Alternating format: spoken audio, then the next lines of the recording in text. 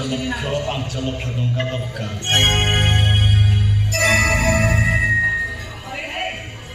ତୋ ମୁଣ୍ଡ ପୁରା ଠିକ ଅଛି ଟି?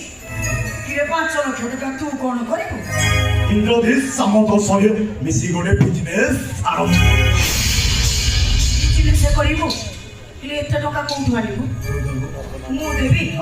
କିରେ ମୁଁ କୋଉଠୁ ଆଣିବି? ଭାଇ ବାହାଘର କାମରେ ତତେ ଯୋଉ ଟଙ୍କାଟା ମୁଁ ଦିଏ ମୁଁ ଜାଣିଛି ସେଇ ଟଙ୍କାରୁ ତୁ ଲକ୍ଷେ ଟଙ୍କା ରଖିଛୁ। ସେଇ ଟଙ୍କାଟା ମତେ ଦେଇଦେ ଆଉ ମୁଁ 3 ଲକ୍ଷ ଟଙ୍କା ଯୋଗାଡ଼ କରିଦେବି। ଆଉ ତୋ ମନକୁ ଆଉ କିରେ ଏତେ ଟଙ୍କା ମୁଁ କୋଉଠୁ ଆଣିବି? ମୋ ପାଖରେ କିଛି ଟଙ୍କା ଫଙ୍କା ଭଲରେ ଭଲରେ କହୁଛି ଟଙ୍କା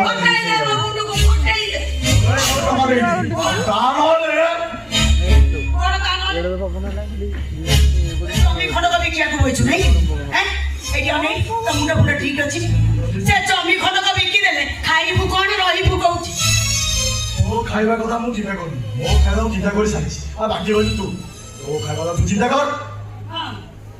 ତୁ ଯେମିତି ତୋ କଥା ଚିନ୍ତା କରି ସାରିଛି, ମୁଁ ବି ସେମିତି ମୋ କଥା ଚିନ୍ତା କରି ସାରିଛି।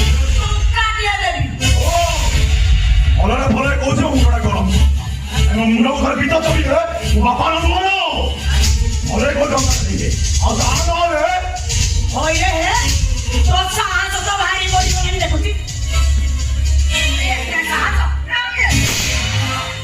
ମତେ କହିବୁ ଖାବୁ ହାତ ଟିକେ ଠିକ କର। ମେଘା ମୁଣ୍ଡକୁ ଥରେ ପିତା ଚଳିଲେ ନା ଏ ମେଘା ବାପାର ନୁହେଁ କି ମାର ତୋ ଟଣ୍ଟି ଚିପି ମୁଁ ଭଲରେ ଭଲରେ କହୁଛି ଟଙ୍କାଟା ଦିଏ। ଟଙ୍କା ଟିକେ ଦେବି। ରଖୁନି ଦେବିନି। ଦେବୁ ଟଙ୍କା ଦେଇଦେ ଟଙ୍କା ଦେଇଦେ ଦଉନୁ